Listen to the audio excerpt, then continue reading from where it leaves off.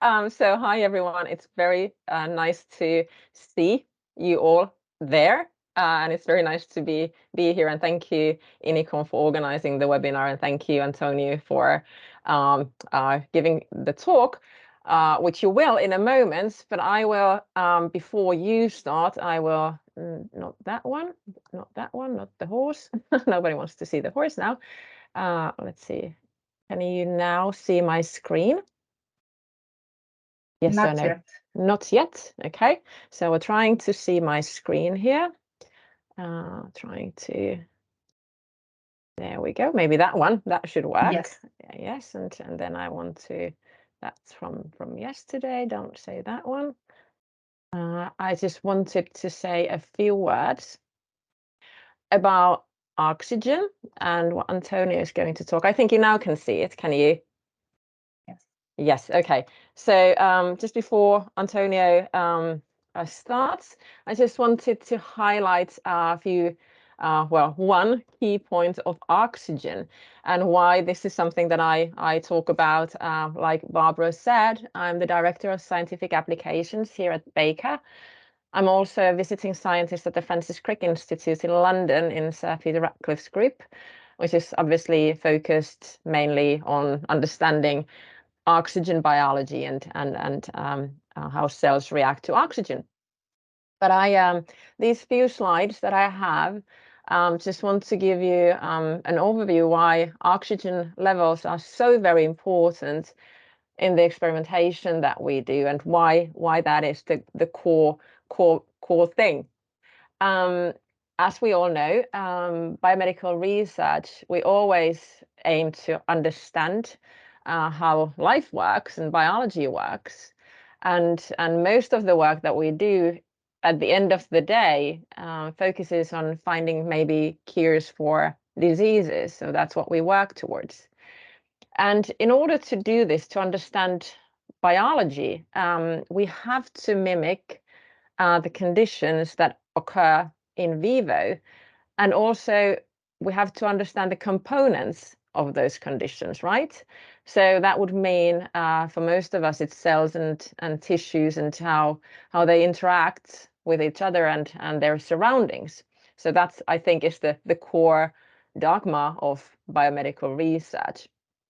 Now, when it comes to oxygen, as you know, oxygen is all around us, which is good. Taking a look back, it didn't used to be. So obviously, in the very beginning of life on Earth, Earth was anoxic and oxygen was toxic, in fact. But nowadays, we obviously there is oxygen, and that's good because we need to breathe. But there's a downside to the oxygen that is in the atmosphere. And I, I kind of like to depict that this as a slight problem and a core that we have to understand when we do experimentations, and that is these two dots shown here in the slide. And I know they look a little bit odd to have just two empty dots, but these two dots represent electrons. And as you can see, in an oxygen atom, there is two uncoupled electrons on its outer shell. So in oxygen, it doesn't fulfill the octet rule. And as it's easy to understand, that's what they aim to do. So in most compounds, this is the case. And this is the very core problem also in experimental science, is that oxygen is very highly reactive, right? That's why we have explosions. That's why we have slow burning or rusting. That's why we have combustion engine, because of the reactivity of oxygen.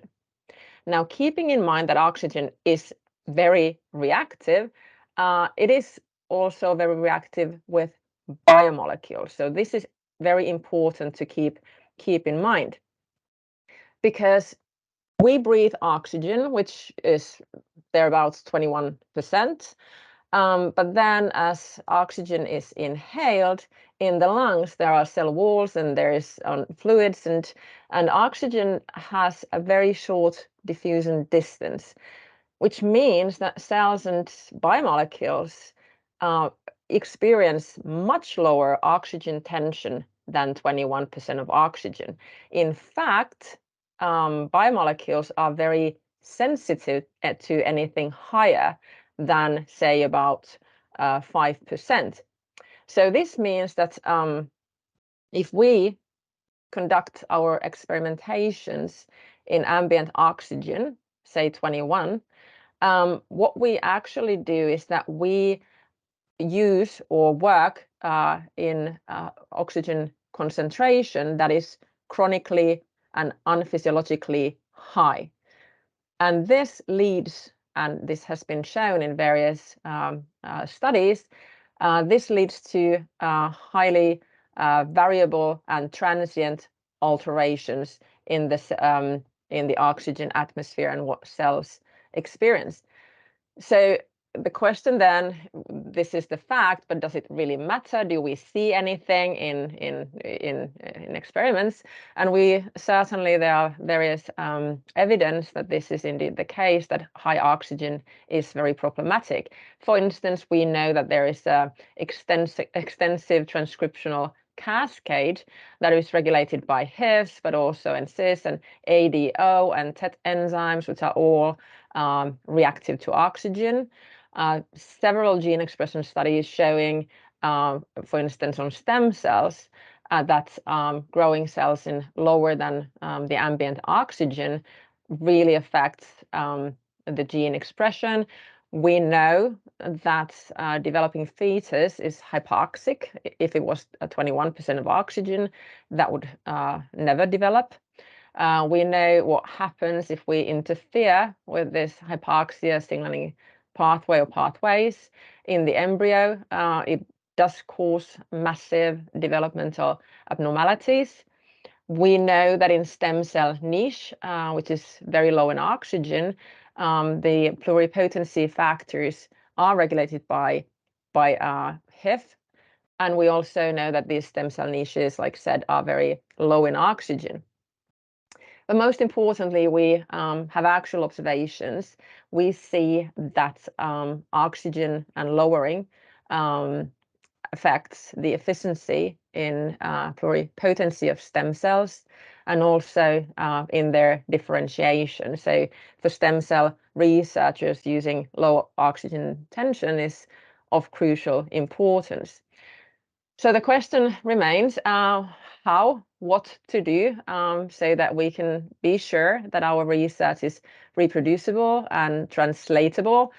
And the only thing I can say is that to always keep this in mind and aim to control oxygen levels during your experimentations. And this is what I know Antonio does. And with that, I will stop sharing my screen and give the floor to Antonio. Thank you.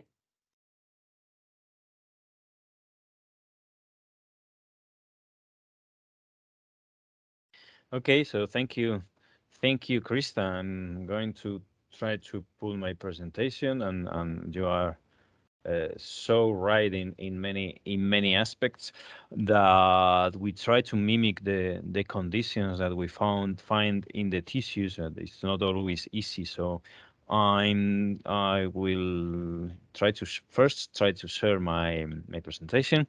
O sea que yo creo que ya veis la presentación, ¿no? Y entonces, como decíamos, pues eso, tratamos de reproducir las condiciones, ¿no? Y nosotros, nuestro grupo, lo que estábamos interesados en las respuestas redox a hipoxia, y es, bueno, pues lo que os puedo contar un poco más nuestra experiencia en ese sentido. En el título hablo de la hipoxia aguda porque es lo más destacado que hemos hecho, pero vamos a empezar un poquito por algo más parecido a lo que decía Krista, ¿no? Sobre todo el estudio de la ruta de HIF, de los factores inducibles por hipoxia, que yo supongo que lo conocéis bien. Este es el esquema que daba la Fundación Nobel cuando reconocieron el trabajo de los pioneros en este campo, que algunos de vosotros conocéis mejor que yo, a Bill Kaelin, a Peter Radcliffe y a Greg Semenza. Bueno, como digo, fueron los pioneros en ese trabajo, que es verdad que está hecho por mucha más gente. Como a mí me decían en la escuela, con los premios se reconoce el trabajo de personas concretas, pero es el de todos los que hacemos eso, lo que también se premia, ¿no? O sea que bueno, pues en la medida en que el resto de la comunidad de hipoxia también ha contribuido, pues también tiene una pequeña parte de este premio, ¿no? Pero bueno, lo importante es que podemos descubrir cómo funciona la naturaleza y tratar de aprovecharlo para mejorar la vida de las personas, ¿no? Esta ruta en concreto, la de hipoxia, pues lo esquematizo de forma sencilla porque si alguien no la conoce. ¿Veis bien el puntero así? O bueno, no sé No, si no se ve el puntero, no Antonio. se ve. ¿Y así se ve? Ahí sí. Vale, es que nunca me acuerdo en qué pantalla tengo que manejarlo. Aquí. Vale, pues entonces, efectivamente, la hipoxia inhibe a las prolilhidroxilasas, que son los que se consideran los sensores de oxígeno de esta ruta, y esto a su vez inhibe a los factores HIF, con lo cual la hipoxia lo que está haciendo es activar a HIF, ¿no? Y aquí tenemos a un HIF1 con sus subunidades alfa y beta en la estructura unido al elemento de respuesta a hipoxia en el DNA, ¿no? Que esto lo que hace es que haya pues un montón de cambios en la expresión génica, como bien ha dicho Krista, y que incluso ya no solo en lo que consideramos hipoxia, esas bajadas por encima de lo normal, sino que podemos estar en hiperoxia, como bien dice, cuando cultivamos en las condiciones ambiente que encontramos en el exterior de nuestro organismo, que no es lo que ven las células, ¿no? El caso es que hay una herramienta muy útil. Hay bastantes herramientas para generar estas atmósferas hipóxicas, pero una de las herramientas más útiles pues, son las cámaras de hipoxia, como la InVivo 200 que está ahí, u otros modelos parecidos, y en los cuales Ruskin era pionera, que ahora se llama Baker, pero bueno, pues está ahí y nosotros las hemos usado. Hay otros equipamientos, hay otros fabricantes, pero esta es de las herramientas, como digo, más útiles y la que nosotros manejamos más. Entonces, por ejemplo, nosotros que estamos estudiando el intercambiador de sodio-calcio mitocondrial NCLX, que os lo presentaré mejor en la parte final de la charla, pues estamos estudiando esta estabilización de HIF1 alfa, es decir, que en condiciones de hipoxia, pues vemos que de no haber apenas, no detectarse, no ser capaces de detectar esta subunidad, la detectamos cuando ponemos las células en hipoxia o con un inhibidor de las PHD, que también consigue el mismo efecto, pero por una inhibición química, ¿no? Esto lo hacemos efectivamente cultivando las células durante un tiempo en la cámara de hipoxia, poniendo unas condiciones, en este caso de 1% de oxígeno, 5% de CO2 y por 4 horas. ¿Vale? Y tenemos aquí, es verdad que para estas medidas de HIF hay que tener mucho cuidado porque mientras están las células en la cámara de hipoxia están estabilizando HIF, pero en cuanto se sacan al oxígeno ambiente, las polihidroxilasas empiezan a actuar y consiguen activar la degradación de HIF, con lo cual, pues efectivamente hay que hacerlo la extracción o bien dentro de la cámara o bien nosotros tenemos la costumbre de simplemente sacar las células a hielo para parar las reacciones con temperatura para conseguir detectar la estabilización. Pero bueno, hay bastantes laboratorios en España y algunos de ellos en la audiencia que esto lo hacen habitualmente y de rutina, ¿no? Entonces aquí tenemos las cuantificaciones. En nuestro caso lo que estamos haciendo y que intentaremos publicar próximamente, pues es que inhibiendo el transportador de sodio-calcio mitocondrial o interfiriéndolo, o aquí la inhibición en otro tipo de células endoteliales, estas son bovinas, estas son humanas, estamos interfiriendo con esta ruta de HIF, ¿no? Es decir, aunque hacemos la hipoxia, cuando inhibimos el transporte de iones a través de la mitocondria, estamos consiguiendo alterar la ruta de HIF, lo cual, bueno, pues tiene sus consecuencias interesantes, ¿no?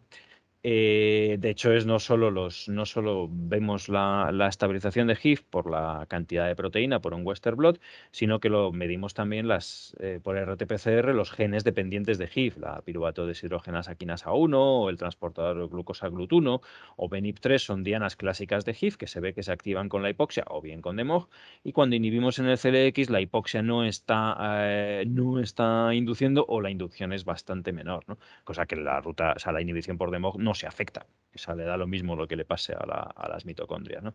Esto lo hacemos también en esta misma cámara de hipoxia con unas condiciones parecidas, en este caso con unos tiempos un poco mayores, porque la proteína se estabiliza antes y la acumulación de los transcritos pues es algo posterior. Entonces, por eso manejamos tiempos algo distintos, ¿no? En ese 4 y 6 horas. De nuevo, hay que tener cuidado también con la extracción de la muestra, aunque en este caso los RNA son más estables, no se degradan tan rápidamente por la hipoxia, como digo, por la oxigenación, como le ocurre a la proteína HIF.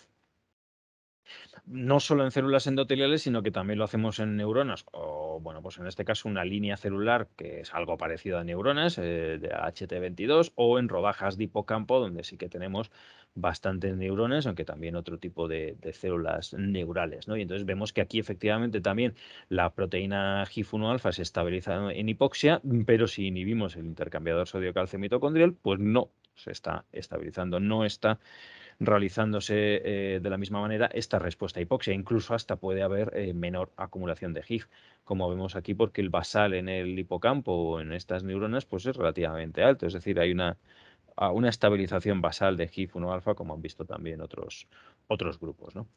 Esto es la respuesta a la hipoxia, es decir, estas respuestas a la hipoxia mediadas por GIF pueden depender del intercambiador sodio de calcio mitocondrial, que es el que nosotros estamos estudiando más intensamente ahora. Pero también estamos interesados en tratar de reducir el daño por reperfusión que se produce en ictus o en el infarto de miocardio o en la cirugía, ¿no? Que tenemos una hipoxia programada. En un ictus isquémico se interrumpe el flujo sanguíneo en el cerebro, lo mismo en un infarto de miocardio, pero en el corazón, o como digo, en los órganos que se trasplantan o las cirugías que se realizan, ¿no? Durante la isquemia es verdad que tenemos esa interrupción del flujo de oxígeno y de nutrientes y eso produce un daño. De hecho, la prioridad clínica en un ictus o en un infarto es abrir el vaso, o sea, abrir de nuevo como se pueda, lo que llaman los intervencionistas fontanería, acceder a la tubería y tratar de abrirla, ¿no? Pero eso también en la reperfusión sabemos que se produce un daño y un daño que puede ser en parte oxidativo. Entonces, ahí en eso está el trabajo de Susana Delgado en nuestro laboratorio tratando de ver ese daño oxidativo, principalmente en ictus. Bueno, pues lo que pasa es que hacemos también células en cultivo, ¿no? Pues en un tipo de células también parecidas a neuronas, de un neuroblastoma, pues las incubamos en este caso en multipocillos, las incubamos en 2 horas en las cámaras de hipoxia, aquí dibujadas, ¿vale? Y después hacemos la reoxigenación. En este caso, pues vemos eso, las células están en esta hipoxia durante 2 horas y después las llevamos al incubador. Es verdad que no hacemos una reoxigenación tan fisiológica como sería en otras condiciones de oxígeno, pero bueno, pues es todavía lo que podemos hacer. Es decir, tenemos esta hipoxia y esta normoxia o hiperoxia, ¿no? Durante, en este caso, 24 horas, porque estamos queriendo medir un evento que es la peroxidación lipídica, que se da de forma relativamente tardía. Estas células las podemos llevar después al microscopio y detectar con una sonda como esa que pone ahí de BodyP C11, que es una sonda hidrofóbica, pues ver efectivamente la peroxidación lipídica, que normalmente se da después de esta isquemia o hipoxia y reoxigenación, y que con determinados compuestos pues estamos consiguiendo inhibirla, ¿no? Incluso los colores, como esto tiene 2 fluorescencias con lo cual puedes medir la ratio entre esos 2 colores. Cuando es verde la combinación de los colores, pues es que se está oxidando y cuando queda rojo es que se está impidiendo la oxidación, ¿no? Bueno, pues esto es una estrategia interesante también, ¿no? Podemos medir también la viabilidad celular en un experimento parecido, pues simplemente haciendo un ensayo de viabilidad celular aquí a continuación, utilizando, como decimos, la cámara de hipoxia por este tiempo, ¿no? Produciendo una especie de oxigenación en la cual, creo que no lo he dicho, lo que hacemos también es cambiar el medio, es decir, cambiar el medio por un medio que está hipóxico y que no tiene nutrientes, ¿vale? Y después volvemos a cambiar el medio también a un medio que sí que tiene nutrientes. Entre los nutrientes, pues el principal es la glucosa, pero bueno, también podemos fijarnos en el resto, aminoácidos, piruvato, etcétera, ¿no? Eh, vale. Como decíamos, estamos interesados también en las respuestas redox y en esta oxidación. Entonces, una de las formas una de las cosas que hacemos es tratar de medir los niveles de especies reactivas de oxígeno. Varias especies que podemos medir, una de ellas es el superóxido, que sería como la especie primaria por la reducción o sea, reducción con un electrón de la molécula de oxígeno, ¿vale? Bueno, pues hacemos lo mismo, 2 horas de incubación en hipoxia libre sin nutrientes y ponemos 24 horas en un medio que tiene otra vez nutrientes y después lo que hacemos es lavar e incubar durante 15 minutos con una sonda, la sonda de hidroetidio, que en determinadas condiciones de longitud de onda pues es suficientemente específica para detectar superóxido. Hay que tener cierto cuidado porque esas condiciones pues hay que mirarlas para que para que sea eso, como digo, lo más específico posible. Y esto lo hacemos después en el microscopio. Entonces tenemos señales pues de este tipo, ¿no? Vemos que o sea, esto es un control positivo tratando con antimicina, un inhibidor de complejo 3 que sabemos que produce superóxido. Vemos que las células en una normoxia no producen tanto y cuando se someten cuando se someten a una hipoxia se induce la producción de superóxido, ¿vale? En este caso me he equivocado porque no son las de hipoxia reoxigenación, ¿vale? Pero bueno, estas son las de hipoxia, lo siento, después lo voy a comentar más en detalle este. Estábamos diciendo la producción de especies reactivas de oxígeno, ¿no? Y os he hecho esa pequeña introducción, pero bueno, aquí el esquemita que manejo yo frecuentemente, pues efectivamente a partir de la reducción del oxígeno molecular, es decir, del oxígeno diatómico, porque Krista antes presentaba el átomo con esos dos huecos, digamos, cuando lo comparten entre dos, pues tienen tienen un dinamismo un poquito mayor, ¿no? Son capaces de admitir electrones también, bien para formar el superóxido, bien con otro electrón forman el peróxido de hidrógeno y bien con un electrón se produce, uno de ellos se queda como con el estado normal de oxidación y otro tiene una reducción más para dar el radical hidroxilo, ¿vale? Que después con un electrón más daría el agua. Vale, esto es lo que produce los peróxidos, son los que están más relacionados con la oxidación de tioles, también relacionado con las especies reactivas de nitrógeno, que por motivos históricos personales, pues he estado yo estudiando también durante bastante tiempo, ¿no? La combinación con el óxido nítrico, otro radical, dos radicales entre sí, superóxido y óxido nítrico, que producen otro peróxido, que es el peroxinitrito, que también está relacionado con la oxidación de tioles y con otra modificación de la que no vamos a hablar, que es la nitración de tirosinas, ¿vale? El caso es que si nos fijamos desde el punto de vista de una cisteína, que son los aminoácidos más reactivos dentro de las proteínas, y por eso, bajo mi personal punto de vista, los más divertidos, donde puede haberlos, pues la cisteína, como digo, tiene también una rica reactividad. Reaccionando, entre otras cosas, con el peróxido de hidrógeno para dar oxidaciones de dos electrones. Cada rayita de estas es la oxidación de un electrón, ¿vale? A partir del tiol libre, que es el estado, digamos, que consideramos normal, el tiol reducido, que es lo más habitual también en el interior celular, no así en el exterior celular, ¿vale? Y que puede dar, pues eso, diversas modificaciones que son oxidaciones de un electrón o de dos, o algunas otras oxidaciones mayores que son más irreversibles, ¿vale? El caso es que las que se consideran reversibles dentro de la célula son este grupo de modificaciones que lo bueno es que también somos capaces de revertirlas fácilmente en el tubo de ensayo con determinados reactivos, ¿no?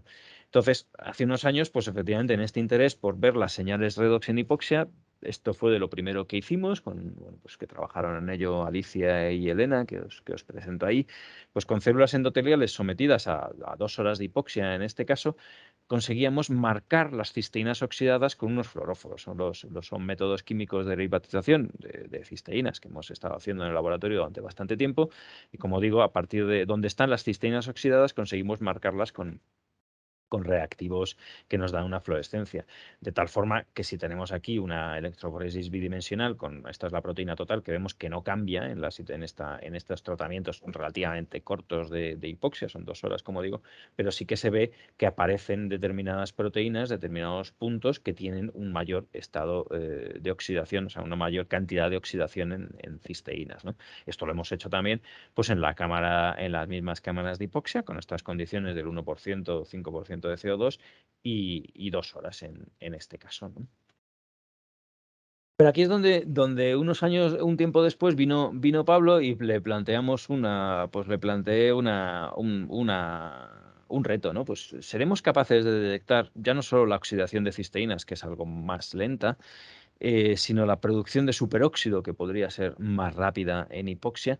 Y entonces es cuando, bueno, pues el reto era combinar la utilización de la cámara de hipoxia con la sonda de diriotidio, pero para ello hubo que hacer pues un protocolo algo especial, ¿no? Es decir, mantener las células, tenerlas en hipoxia con un medio hipóxico también durante determinado tiempo, a partir de ahí abrir una ventana de detección con la sonda, es decir, abrir ventanas de 10 minutos de incubación con el dihidroxietidio y fijar todo ello en la cámara de hipoxia para ir después al microscopio de fluorescencia. ¿Por qué?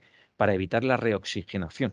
Es decir, queremos ver cómo se ha modificado la sonda durante el tiempo de hipoxia, no después cuando se reoxigenan. Si nosotros hiciéramos, por ejemplo, una citometría de flujo, como se ha hecho otras veces con este tipo de experimentos, estaríamos viendo no solo el efecto de la hipoxia, sino también el de esa reoxigenación. Eso es lo que queríamos evitar y para eso pues, podíamos usar la cámara de hipoxia, bien esta en vivo 200 o la 400 que aparecerá después por aquí también, ¿no?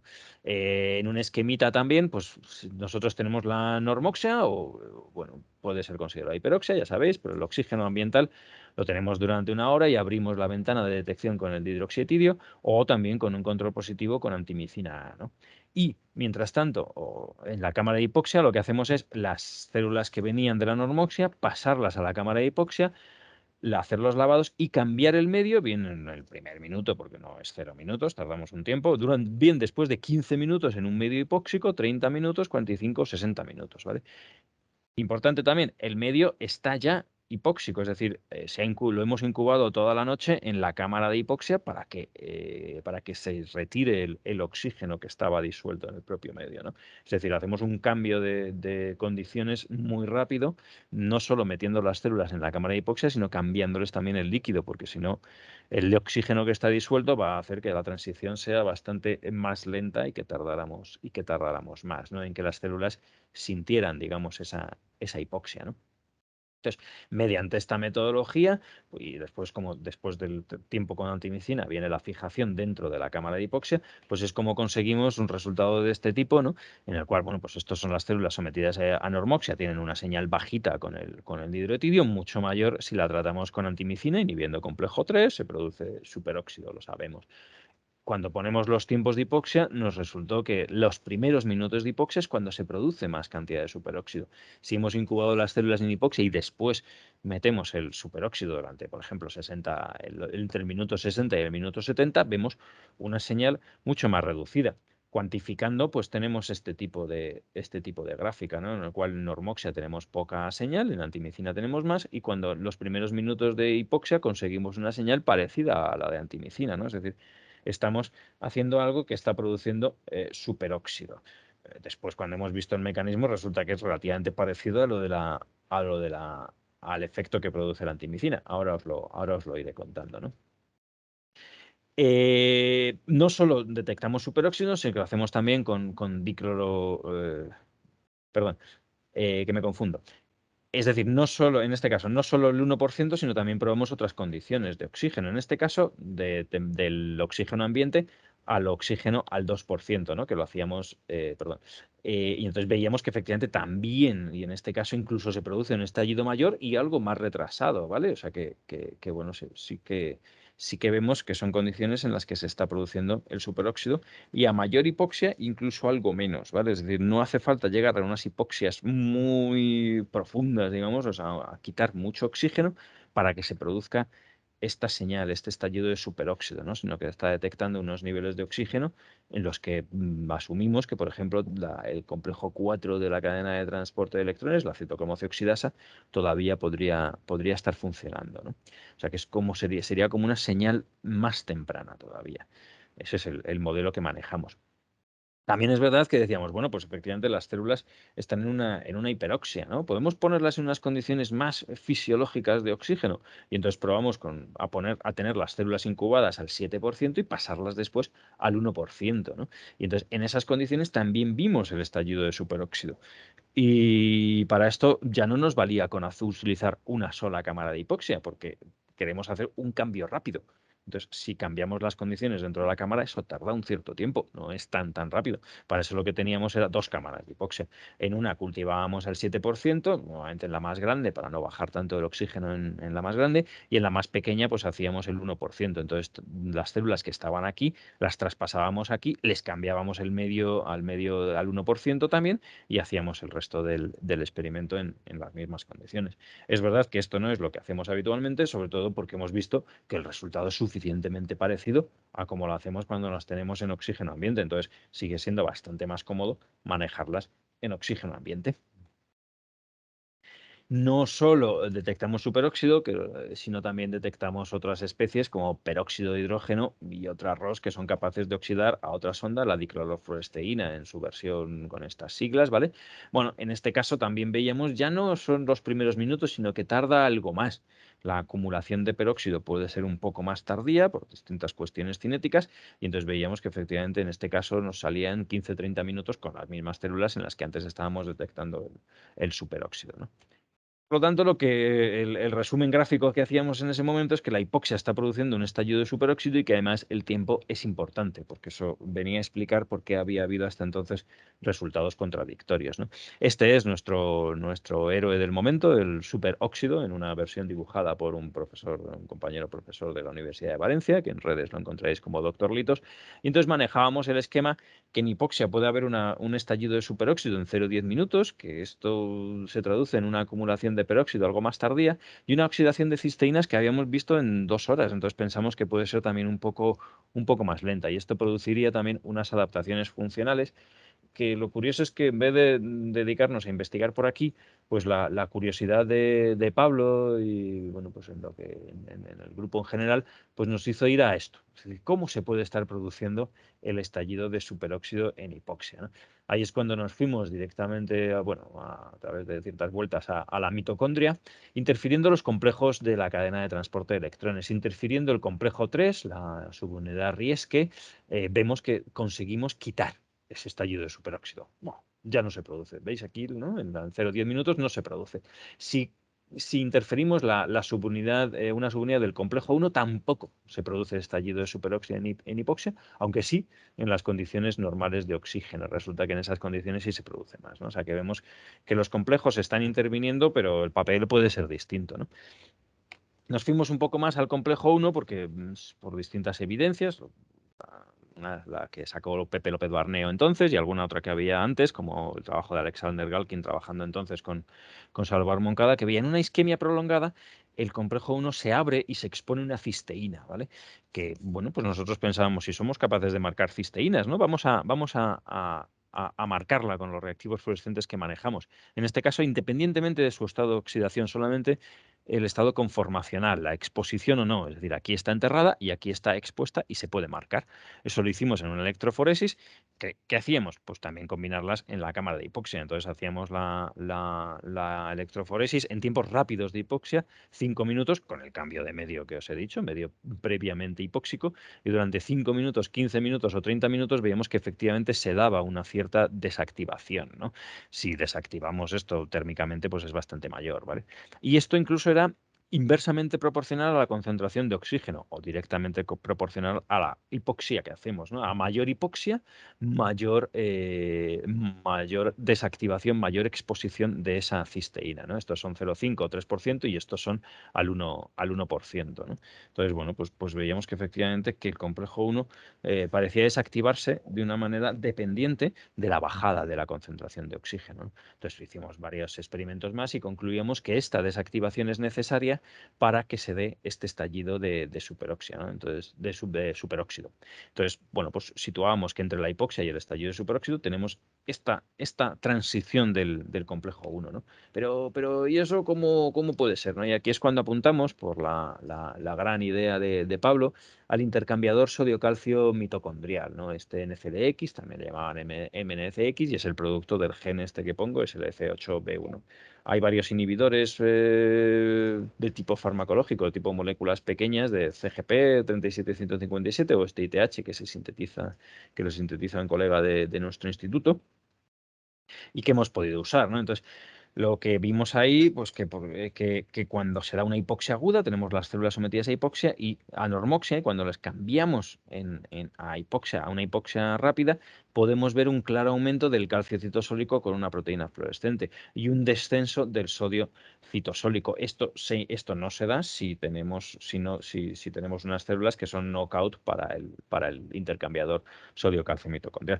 Es verdad que esto no lo hemos hecho en la cámara de hipoxia, esto tenemos también un microscopio en el cual tenemos un sistema de cultivo en célula viva en el que también podemos hacer hipoxia. O sea que no todo son cámaras y no todo es el equipamiento de Baker, ¿vale? Eh, bueno, pues aquí también Cuando se incorporó Carmen al grupo, pues también le planteamos otra pregunta, porque, claro, estábamos viendo el calcio citosólico, ¿vale? Que efectivamente en condiciones de hipoxia aumenta también cuando acidificamos la matriz mitocondrial con un desacoplante, por ejemplo, ¿vale? Porque el efecto que habíamos visto con la desactivación del complejo 1 es también una acidificación de la matriz, ¿vale? Pero nuestra sorpresa vino cuando Carmen se puso a estudiar el calcio mitocondrial y entonces en vez de disminuir, que era lo que esperábamos, si aumenta fuera de la mitocondria, disminuirá dentro. Pues no. Pues resulta que el calcio mitocondrial aumentaba también en el interior, o sea, el calcio en el interior mitocondrial también aumentaba. Y aquí lo que pasa es que aumentaba todavía más si interferíamos en FDX.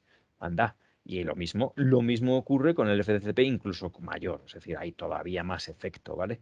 Bueno, pues entonces resulta que está aumentando el calcio mitocondrial, sale a través de NCDX, si impedimos el paso, se acumula todavía más dentro de la mitocondria, ¿no? La sorpresa es esa, sube en vez de bajar.